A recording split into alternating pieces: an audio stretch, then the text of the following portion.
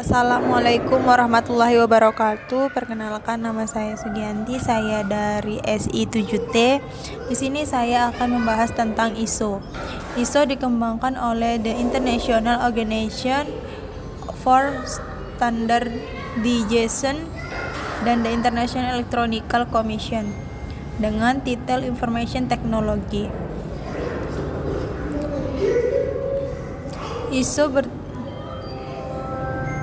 ISO bertujuan memperkuat 3 elemen dasar keamanan informasi, yaitu confidentiality, yaitu memastikan bahwa informasi hanya dapat diakses oleh yang berhak.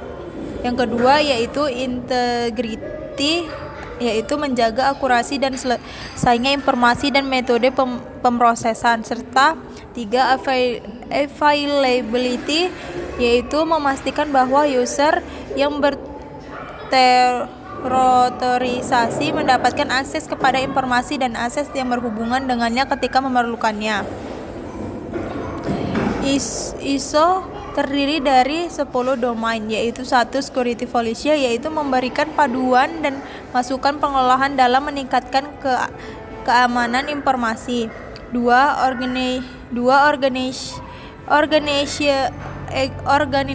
Organizational security, yaitu memfasilitasi pengelolaan keamanan informasi dalam organisasi. 3. Asset classification and control, yaitu melakukan inventarisasi aset dan melindungi aset tersebut dengan efektif. 4. Yaitu personal security, yaitu meminimalisasi resiko human error, pencurian, pemalsuan, atau penggunaan peralatan yang tidak selayaknya. 5. Yaitu violation, deterioration, atau disruption dari data yang dimiliki. 6. Yaitu communication and operation management, yaitu memastikan penggunaan yang baik dan selayaknya dari alat-alat pemroses informasi.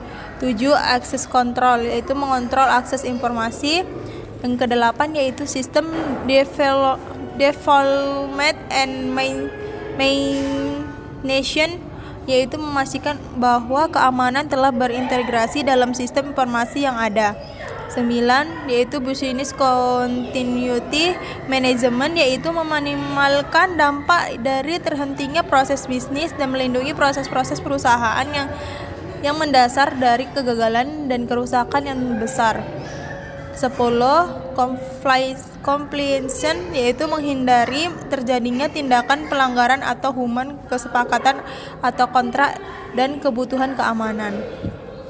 Kemudian untuk COSO, yaitu COSO merupakan kependekan dari Community of Sponsoring Organization of the White Commission, yaitu sebuah organisasi di Amerika yang berdedikasi dalam meningkatkan kualitas pelaporan finansial, mencakup etika bisnis, kontrol internal, dan corporate governance, yaitu komite ini didirikan pada tahun 1985 untuk mempelajari faktor-faktor yang menunjukkan ketidaksesuaian dalam laporan finansial.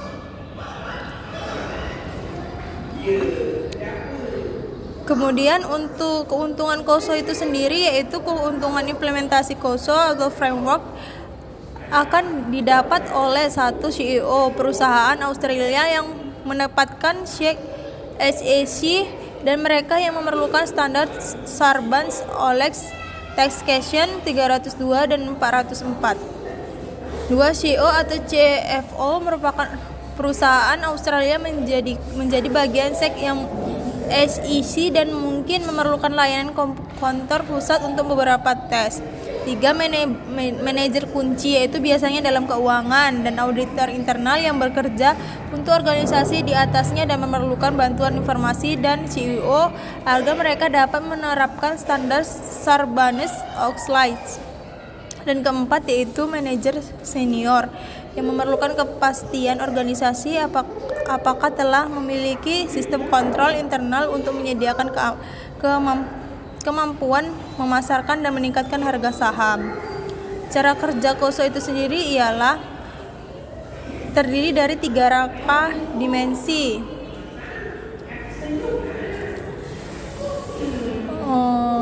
sini yaitu satu ialah operation atau efisiensi dan efektivitas operasi dalam mencapai sasaran bisnis yang juga meliputi tujuan performance dan keuangan. Dua, financial reporting yaitu persiapan pelaporan anggaran finansial yang dapat dipercaya. Ketiga, compliance yaitu pemenuhan hukum dan aturan yang dapat dipercayai. Ketiga, unit atau aktivitas terhadap organisasi. Dimensi ini mengidentifikasi unit atau aktivitas pada organisasi yang menghubungkan kontrol internal. Kontrol internal menyangkut keseluruhan organisasi dan semua bagian-bagiannya. Kontrol internal seharusnya diimplementasikan terhadap unit-unit dan aktivitas organisasi. Kemudian untuk COBIT yaitu Control Objective for Information and Relative Technology, yaitu dikembangkan oleh IT Governance Institute, sebuah organisasi yang melakukan studi tentang model pengelolaan TI yang berbasis Amerika Serikat. COBIT berintegritas pada bisnis dan desain yang dikerjakan tidak hanya oleh user dan auditor, tetapi juga sebuah paduan komprehensif bagi pihak manajemen maupun pemilik bisnis proses tersebut. COBIT itu sendiri yaitu memberikan sebuah maturity proses untuk mengendalikan proses TI sehingga pihak manajemen dapat memetakan di mana posisi perusahaan tersebut.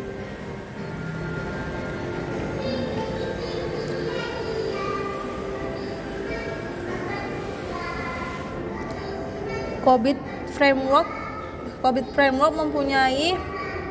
mempunyai model kematangan.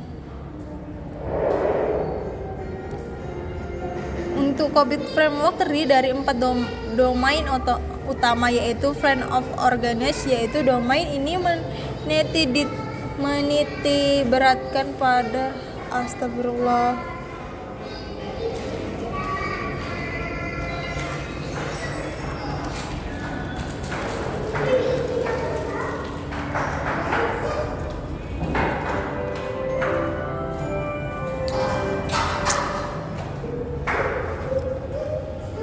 COBIT framework terdiri atas 4 domain utama, yaitu plan and organize, yaitu domain untuk menitik beratkan pada proses perancangan dan penyelarasan strategi TI dengan strategi perusahaan.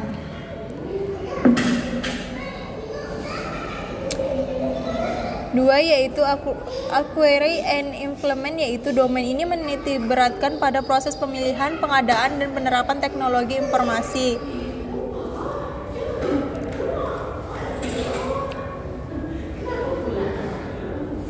Yang ketiga ialah delivery support, yaitu domain ini menitik beratkan pada proses pelayanan TI dan dukungan teknis. Yang keempat ialah monitor and evaluate, yaitu domain ini menitik beratkan pada proses pengawasan dan mengevaluasi pengelolaan TI pada organisasi.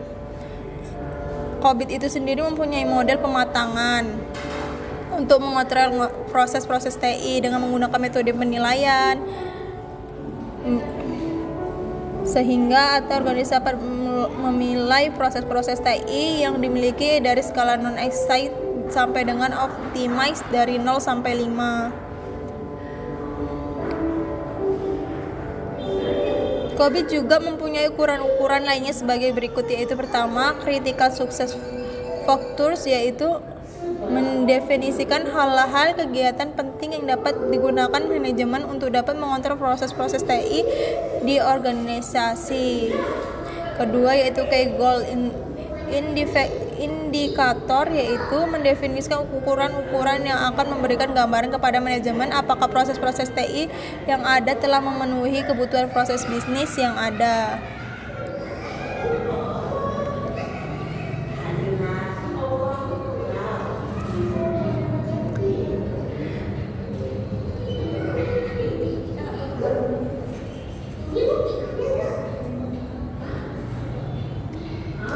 Untuk perbandingan dari COBIT dengan ISO, yaitu suatu proses pada domain dilakukan, yaitu